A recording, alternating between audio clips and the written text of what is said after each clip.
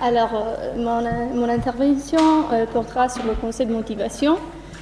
L'intitulé de cet exposé est « Le schématisme de la motivation chez Husserl ».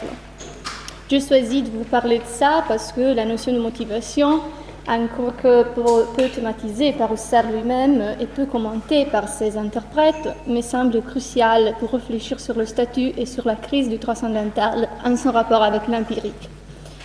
À mon avis, le gain le plus important de l'approche transcendantale dans l'histoire de la philosophie a consisté à comprendre que la constitution de l'ego naturel, c'est-à-dire la psyché, ne coïncide pas avec la constitution de l'ego réel, de ce que Husserl appelle l'ego réel. Et donc le sujet se développe en laissant toujours un résidu. La critique adressée par Husserl à l'attitude naturelle s'appuie justement sur la considération que l'ego qui anime le corps n'est pas le même qui gouverne les réalisations culturelles et collectives des êtres humains. Entre le Leben, la vie, et l'Erlebnis, le vécu, demeure un écart temporel notamment, qui rend finalement possible le transcendantal, c'est-à-dire plus concrètement la connaissance, l'acquisition de la connaissance et sa transmission. Tout en suivant Husserl, je voudrais suggérer l'idée selon laquelle ce résidu se stratifie jusqu'à former le règne de motivation, à mi-chemin de celui physique et de celui de la conscience, de l'individu et de la collectivité, une sorte, c'est-à-dire de troisième synthèse correspondant au tiers-temps dont parle Ricoeur dans Temps et récit, le troisième tome, entre le temps du monde et le temps de l'âme.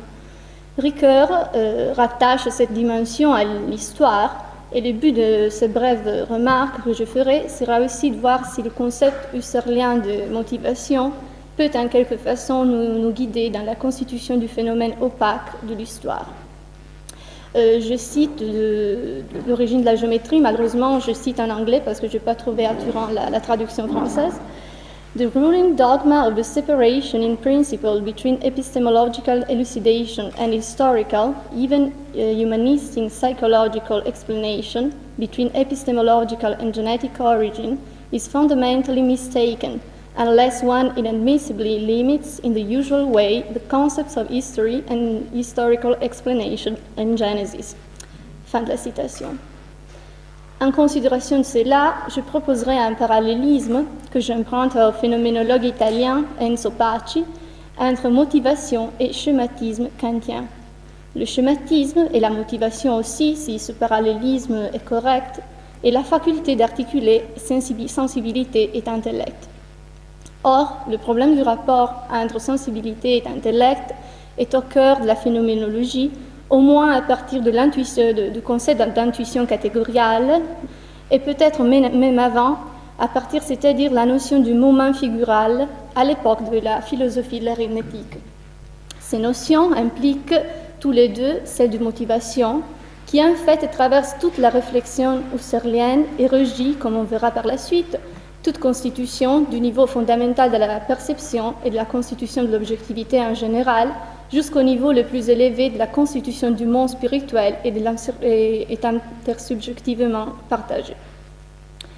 Cela est possible parce que la motivation touche, comme le schématisme d'ailleurs, le noyau le plus profond du temps et l'entrelac, la Verflechtung, de présentation et présentification, rétention et souvenir, rétention et protention, etc., qui avait déjà été entrevu, mais en dernière analyse éludée par Kant lui-même. Et c'est la raison pour laquelle Husserl appréciait la doctrine du schématisme transcendantal kantien, autant qu'il attribuait à la phénoménologie la tâche de l'achever en le révisant dans un sens véritablement transcendantal et non simplement formel, comme aurait fait Kant, selon Husserl. Le domaine des motivations est essentiellement constitué par la Gesetzlichkeit, la légitimité, la légalité, qui dérive des stratifications du sens et de l'être de l'ego. L'ego se constitue dans la forme du temps et le flux de rétention et protention dans une unité synthétique correspond à sa forme universelle de motivation. La motivation donc est une forme de schéma transcendantal pratique, économique et éthique, et qui traduit les Erlebnisse, les vécus en action. Husserl parle pour la première fois de motivation dans la première recherche logique à propos de la structure d'une relation dont on fait expérience, et notamment du rapport entre expression et indication. Les expressions verbales indiquent toujours les états mentaux de celui qui les prononce et motivent les croyances de l'auditeur sur ses vécus. L'aspect intéressant est que, comme y insistera Derrida, mais Husserl l'affirme déjà ici, et que la façon, c'est-à-dire l'indice dans laquelle les contenus sont exprimés, devient une partie essentielle, une motivation justement, des contenus mêmes. La façon dans laquelle un objet se présente à la conscience marque cet objet d'un nouveau caractère phénoménologique. Il faudra retenir cet élément qui est implicitement au fondement des applications les plus élaborées du concept de motivation, tel que nous le retrouvons dans la deuxième partie des idées 2, en relation à la genèse des constructions spirituelles. J'ouvre une brève parenthèse. Quand Husserl parle d'esprit, il le définit comme la conscience universelle qui embrasse tous les égos individuels et le flux de conscience tous les flux de conscience individuels dont les actes coïncident parfois et parfois se surmontent l'un l'autre. Et cette description, cette caractérisation est à mon avis assez proche à celle de la spirale de l'individuation psychique et collective chez Bernard Stiegler. La notion d'esprit, de Geist, c'est assez problématique puisqu'elle met toujours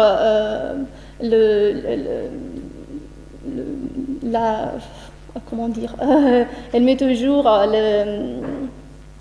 la partie empirique qui constitue la subjectivité pure et voire celle culturelle. Et ce fait complexifie considérablement le cadre phénoménologique. L'esprit manifeste les limites de la psychologie et aussi c'est du conscientialisme qui est pour Husserl une forme plus subtile, mais toujours une forme d'attitude naturelle, car l'esprit inclut en soi-même l'ombre de ce qui n'est pas subjectivement vécu, donc ce qui n'est pas un vécu en fait. La notion d'esprit donc marque le premier effort du Husserl à instituer, à décrire un monde de l'expérience où le rôle de la passivité et du corps n'est pas abandonné, n'est pas laissé à une explication naturalistique, simplement naturalistique, mais c'est au contraire ramené à cette sphère de passivité, où la vie c'est simplement quelque chose de pré-individuel. Pour faire cela, il retourne précisément à la notion de motivation qu'il avait introduite dans les recherches logiques et que maintenant elle est censée de décrire ces lois fondamentales de l'esprit. Comme ça, de cette façon, la motivation arrive à indiquer la loi, la rule, qui n'est pas une forme de causation, de causation nécessitante, selon laquelle la conscience se développe elle-même et c'est temporalement connecté avec soi-même et avec le monde et les autres consciences. Je cite à nouveau, cette fois, des idées directrices. We do not say that in the unity of the stream of my lived experience, each lived experience is necessarily conditioned by the lived experience which precede it and are co-lived. If we say that every lived experience of an act is motivated, that relations of motivation are intertwined in it, this is not to imply that every meaning intended is one in consequence of. When I become aware of a thing, the thesis contained in the perception is not always a thesis in consequence of. For example, when I see the night sky lit up by a meteor shower or hear quite unexpectedly the crack of a whip. Still, even here, a kind of motivation can be exhibited, included in the form of inner time consciousness. Chaque fois où Husserl fait des applications du concept de motivation, là, se sont impliqués des objets culturels animés par un sens. Cela signifie qu'en quelque façon, le spirituel marque le physique avec un sens de signification et ça porte à annuler la dualité entre le sens et son véhicule. En d'autres termes, la motivation est supposée d'engendrer une continuité transitive entre le monde et la conscience, l'objet et le sens, mais ça sans pour autant se résoudre complètement dans l'un ou dans l'autre.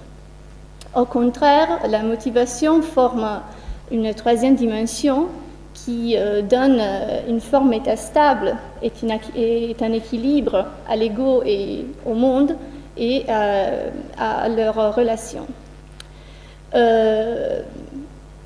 Plutôt que se conformer à le champ millémorphique aristotélicien qui emploie une séparation statique entre matière et forme, comme si l'ego était la morphée et le monde extérieur était l'ulé. La motivation, c'est par contre supposer de souligner un procès plus dynamique d'individuation qui prend en considération le devenir de l'individu.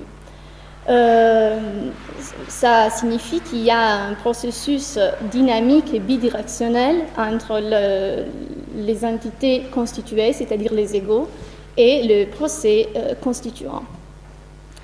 Je cite, Apprehension of things and of thingly nexus are webs of motivations. They are built through and through from intentional rays, which, with their sense, content and their field content, refer back and forth, and they let themselves be explicated in that the accomplishing subject can enter into these nexuses.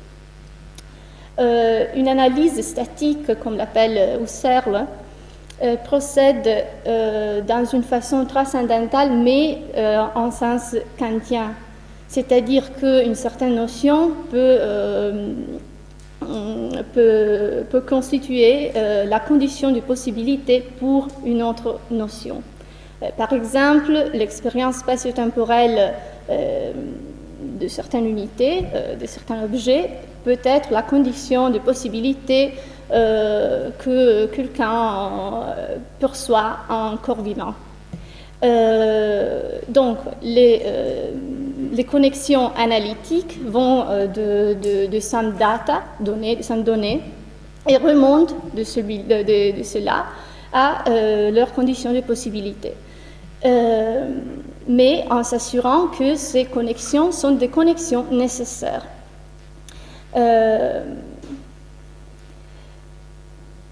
En même temps, mais d'un point de vue génétique et non plus statique, ces connexions ne sont plus du tout nécessaires, mais motivationnelles, dit Husserl. Percevoir des unités spatio-temporelles ne me motive pas dans une façon déterminante ou nécessaire, mais dans une façon, dit Husserl, générique. Par exemple, percevoir des autres corps vivants qui ont évidemment des qualités supplémentaires en addition aux simples unités spatio-temporales. Donc,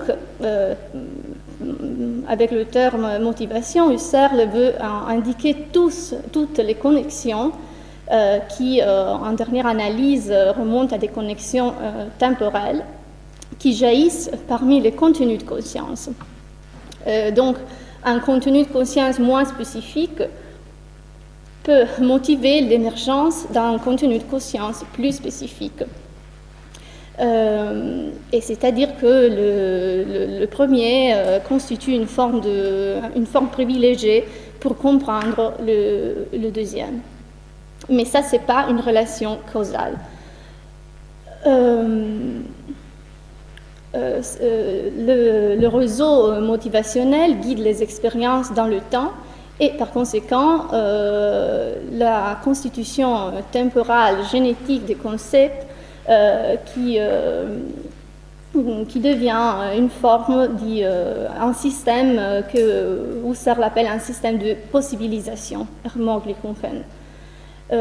une première expérience ouvre la possibilité d'une deuxième et plus qualifiée, une deuxième expérience plus qualifiée, mais ça n'implique pas que la deuxième expérience soit devrait nécessairement se donner au sujet. Ça veut dire aussi que la progression dans la compréhension des relations causales ne nous aide pas dans le progrès, dans la compréhension des connexions motivationnelles. Le parce que qui détecte une motivation a une signification totalement différente du parce que qui détecte une relation causale. L'unité de la motivation, c'est une intrigue qui gît dans le réseau intentionnel et non pas dans la simple réalité comme telle. C'est-à-dire que le processus physiologique ne me motive pas, ne sont pas des motivations. Je cite toujours des idées directrices. If we examine the structure of the consciousness that constitutes a thing, then we see that all of nature, with space, time, causality, etc., is completely dissolved into a web of immanent motivations. In the unity of the total lived experience, which comprises consciousness of a thing there and of an ego here with its body, we find distinguishable objectivities of many kinds, and we also find functional dependencies which are not dependencies of an actual thing on the actual body and the actual ego in the world, which, in short, are not natural scientific, psychic, and psychophysical dependencies. But then, neither are they dependencies of subjective appearance as possessed by the subject of a lived experience, on real objectivities that are posited or received as real. Dans cette perspective, nous devons lire la tentative de Husserl de corriger sa première interprétation de la notion d'animation qui avait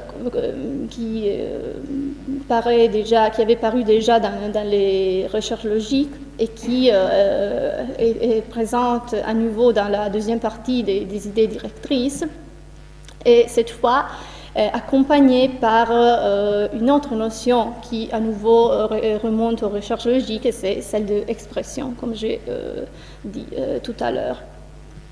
Cette nouvelle description met l'accent sur le fait qu'une interprétation de la conscience de l'âme qui part de sensations localisées doit nécessairement rester naturalistique, et donc ce n'est pas suffisant à comprendre la dynamique de l'âme. Mais cette tentative est destinée à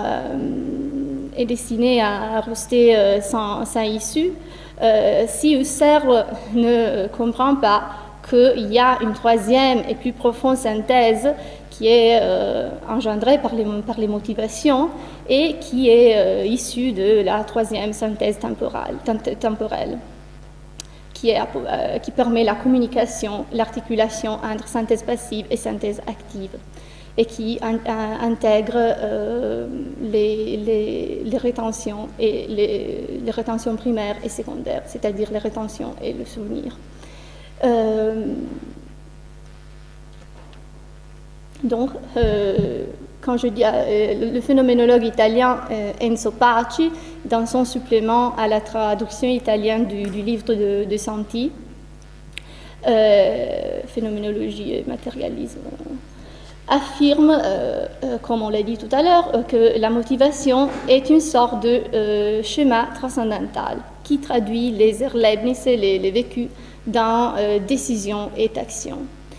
Or, Husserl ne veut pas sortir de la région des vécus, mais le problème c'est que la motivation demande justement cet excès, qui est l'excès de ce qui n'est jamais proprement vécu subjectivement, mais qui est néanmoins hérité et qui entre donc dans l'individuation du sujet. Au fond, c'est ça ce qu'on a appelé autrefois idée chez Platon ou transcendantal chez Kant. La question du transcendantal, à mon avis, ça se joue en fait dans le rapport entre le vivant et le mort. Et par ailleurs, je dois dire que Husserl lui-même suggère que, dans les leçons sur la synthèse passive, suggère que chaque achèvement du présent vivant, de ce qu'il appelle le présent vivant, c'est-à-dire chaque achèvement du sens d'un objet, se dimonte dans ce qu'il appelle le domaine du mort, ou dans un horizon qui dort, et qui peut à chaque moment être réveillé, réanimé. Or, je viens à la question du schématisme chez Kant. Kant expose sa théorie du schématisme dans le deuxième livre, le chapitre 1 de l'analytique transcendantale, juste après un chapitre intitulé La déduction transcendantale des concepts purs de l'intellect. Alors, je me tiens pour l'instant à la première édition de la critique de la raison pure, celle de 1781. Cette déduction transcendantale est réalisée par trois synthèses, qui, par ailleurs, quand on n'arrive pas toujours à structurer comme il faudrait. Et ces synthèses sont la synthèse d'appréhension, la synthèse de reproduction et la synthèse de recognition. Et je propose là de relier ces trois synthèses à la rétention primaire chez Husserl, la rétention secondaire, c'est-à-dire le souvenir proprement dit, ou la reproduction, et à celle que Bernard Stiegler appelle la rétention tertiaire, c'est-à-dire celle que chez Husserl, c'est la conscience d'image. La différence très importante entre Husserl et Kant, c'est que Kant mélange la faculté reproductive, c'est-à-dire la deuxième synthèse, avec la première, c'est-à-dire avec la synthèse d'appréhension. Et souvent, il décrit la première comme s'il était la deuxième, c'est-à-dire la reproduction comme s'il était une rétention. Cette sorte de transitivité entre les deux synthèses rend possible chez Kant l'intervention de l'imagination dans la perception. C'est-à-dire qu'il n'y a pas une séparation si nette entre imagination et perception.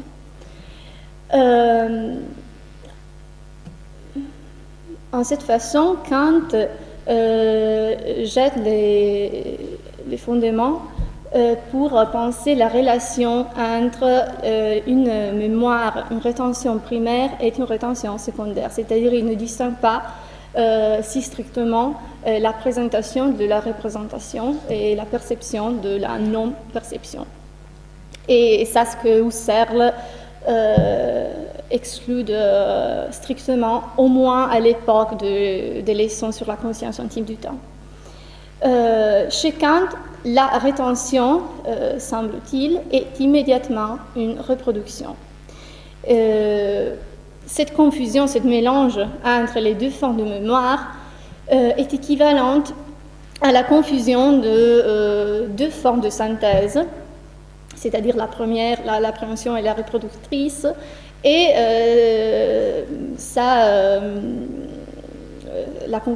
le mélange entre ces premières deux formes de synthèse se reflète aussi sur la définition de la troisième synthèse, c'est-à-dire celle de la recognition. En s'apercevant de cela, Kant, dans la deuxième édition de sa critique, écrira une nouvelle version de la déduction transcendantale où cette triple synthèse disparaît et par contre apparaît une nouvelle forme de synthèse qu'il appelle la synthèse intellectuelle qui a pour but de soumettre l'imagination à la légalité de l'intellect et donc le sens interne à l'unité de la perception. Or, la théorie kantienne de la connaissance, ou ce que souvent on appelle l'idéalisme, le système de l'idéalisme kantien, se fonde sur l'interdiction de l'intuition intellectuelle pour cet être vivant, c'est-à-dire l'homme, dont la connaissance est donnée par l'action combinée entre sensibilité et intellect, médiatisée par le schématisme transcendantal. Cette médiation, c'est-à-dire le schématisme, justement, suppose une distinction entre sensibilité et intellect. Réduire à la limite cette distinction, comme le fait Husserl par la notion d'intuition catégoriale, par exemple, signifie reformuler radicalement le système des facultés humaines, même si, je dois dire, Husserl n'est pas aussi résolu qu'il aurait pu être en suivant ses premières acquisitions, par exemple l'acquisition de l'intuition catégoriale.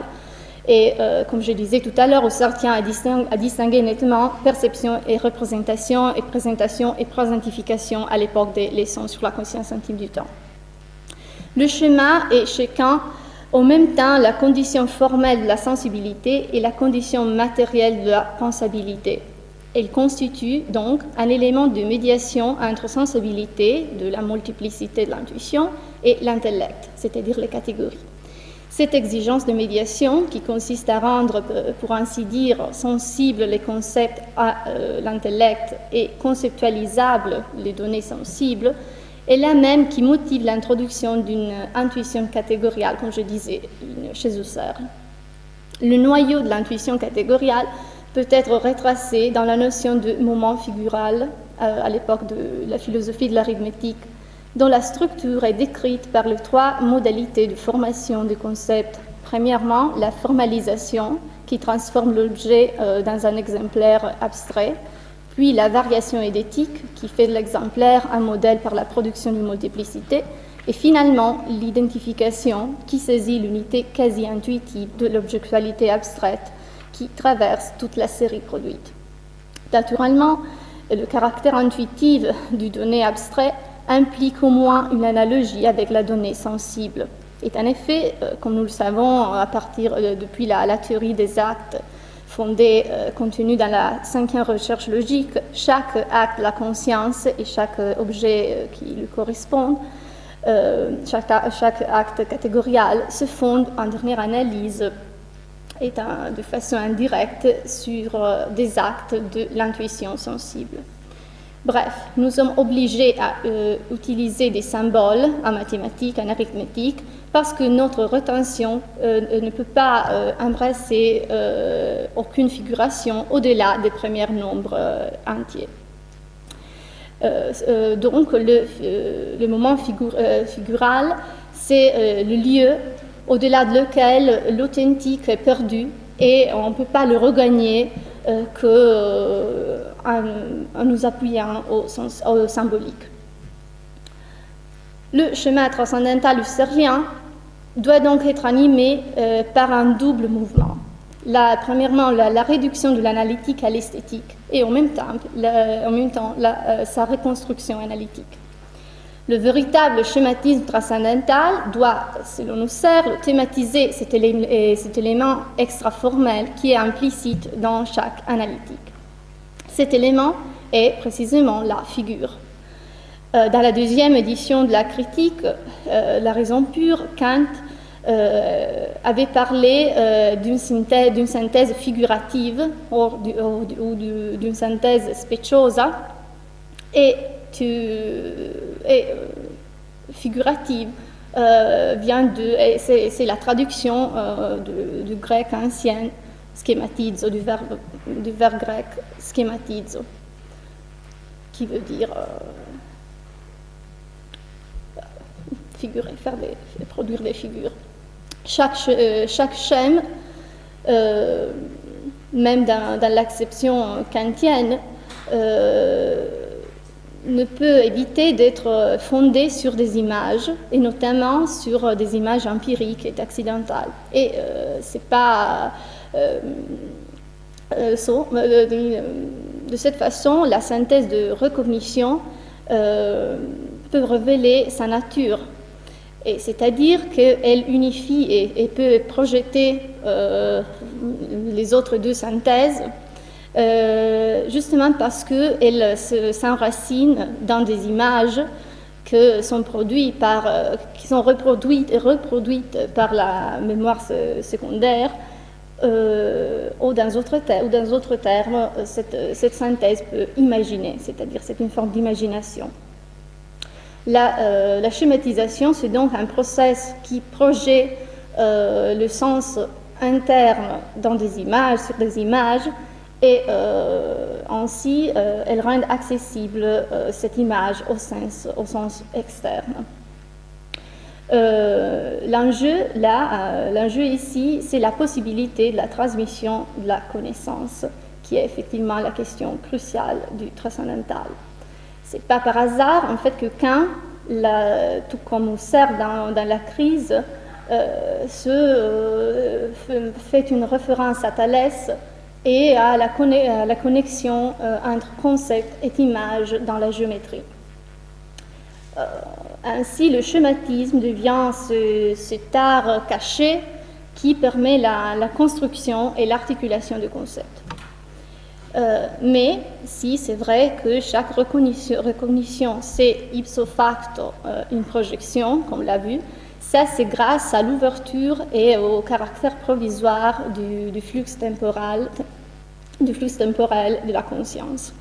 Le schème peut produire la connaissance dans la mesure où il unifie des images passées qui sont reproduites.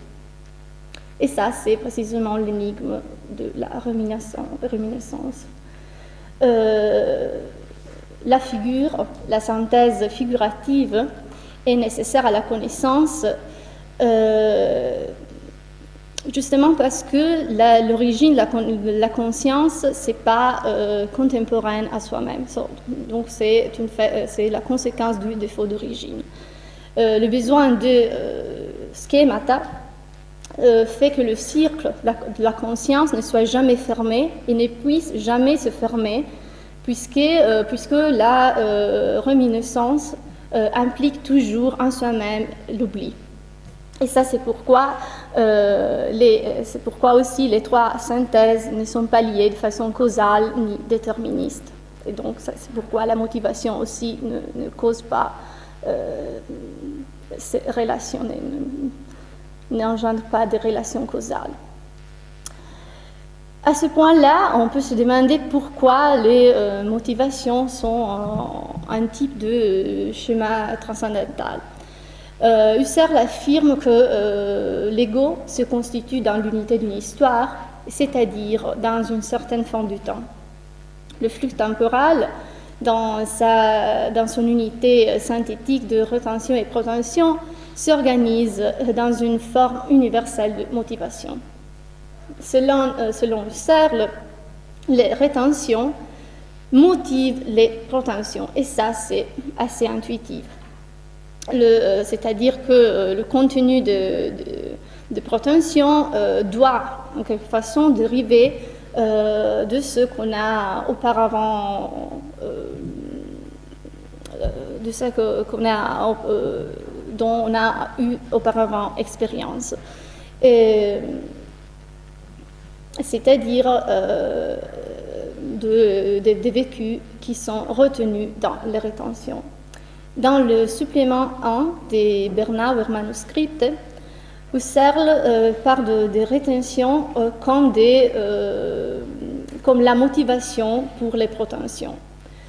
Les rétentions offrent un contenu à l'intentionnalité, et ça, c'est-à-dire que les protensions, on pourrait dire les protentions sans les rétentions sont vides. Et comme ça, les rétentions constituent les racines de ce que Searle appelle la synthèse passive,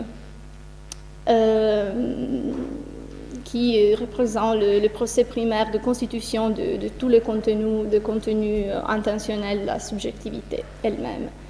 Mais la chose plus intéressante, c'est que Searle affirme aussi que les protensions sont des rétentions renversées. Die Protension ungestuhlte Retention ist. Il dit toujours dans les Bernauer manuscrits.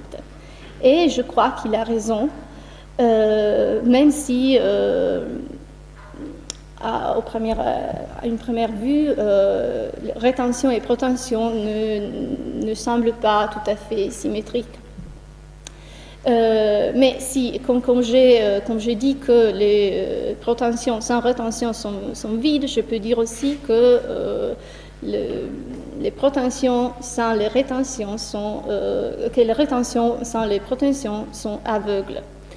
Le fait qu'à l'origine il y a une synthèse, et le fait que l'origine n'est pas une impression originaire, une impression ponctuelle, mais plutôt une rétention, comme Husserl lui-même avait déjà compris, et comme Derrida emphatise, fait que cette origine soit en même temps déjà avant d'elle-même. Ça, c'est la notion de prothèse chez Bernard Stiegler.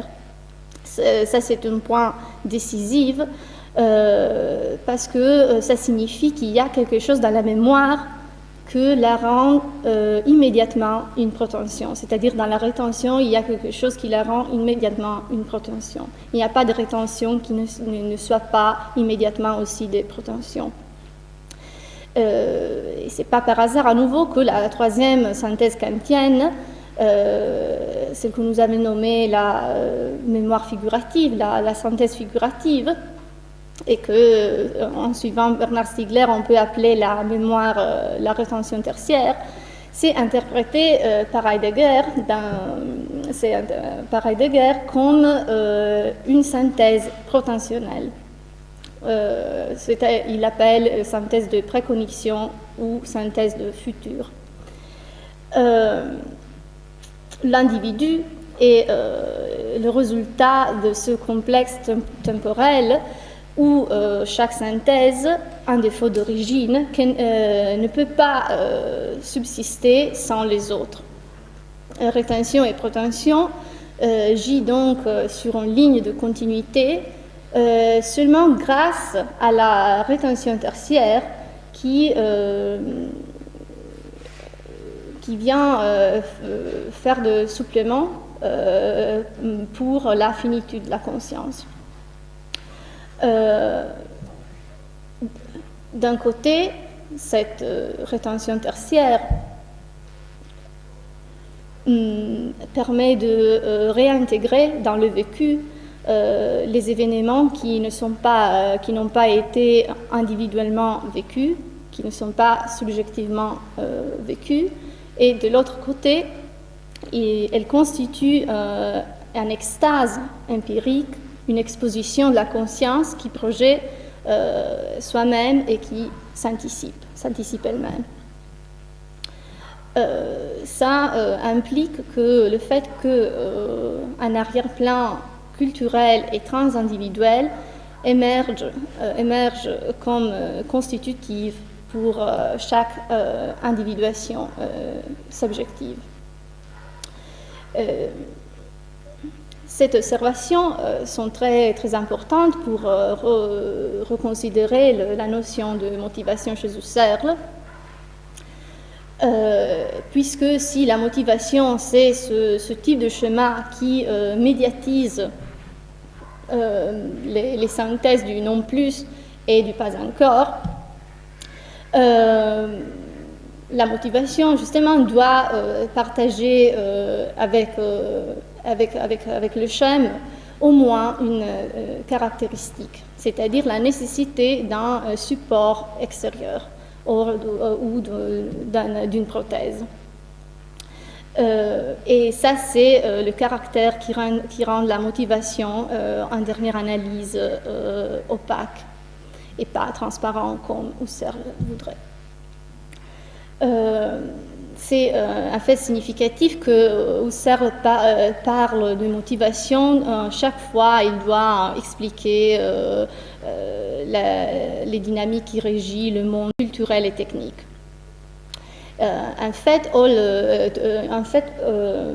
tous les objets de l'art, la culture, tous les objets techniques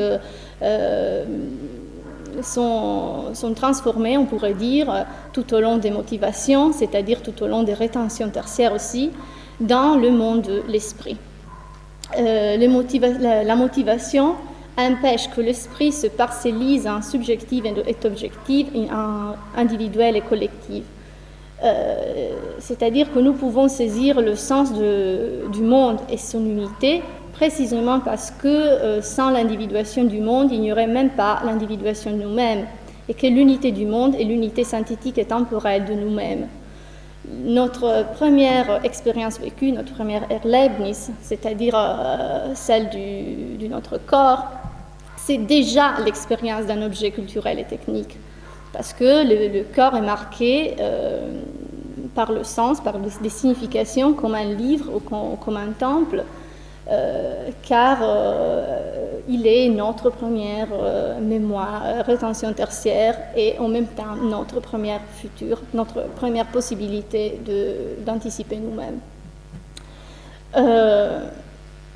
Décrire les motivations comme un schéma signifie les décrire comme un mécanisme de transduction dans lequel l'ego s'individue à travers la médiation de rétention et des protensions, et c'est-à-dire aussi à travers la médiation d'artefacts culturels qui excèdent la conscience. À ce point-là, je peux revenir à ma première question, c'est-à-dire je suggère que la motivation, comme troisième synthèse, peut engendre une toute particulière forme de temporalité qui est justement celle de l'histoire. Donc le domaine des motivations, je suggère, peut être finalement appelé le règne et le domaine de l'histoire. Et si, à ce point on peut dire, si la temporalité, comme on l'a vu, à travers les rétentions tertiaires, ruine en quelque façon le statut du transcendantal, comme déjà Kant avait peut-être compris, mais éludé dans la deuxième critique, en substituant les trois synthèses par les deux synthèses, dont la deuxième c'est la synthèse intellectuelle, et comme aussi Husserl avait compris, mais éludé en refutant à la conscience d'image une faculté constitutive du phénomène temporel. Néanmoins, je pense que cette opposition entre l'empirique et le transcendantal, ou l'empirique et le métaempirique, comme le dit Bernard Stiegler, doit être en quelque façon maintenue ou surmontée, mais en se rappelant de maintenir une distinction entre les faits et les droits, et qui seuls, à mon avis, peuvent assurer un critère de décision dans la vie pratique qui ne pourra jamais être quelque chose de simplement factuel. Donc, à mon avis, la notion de motivation, c'est vraiment fondamental parce que, précisément, nous rappelle cette mission philosophique.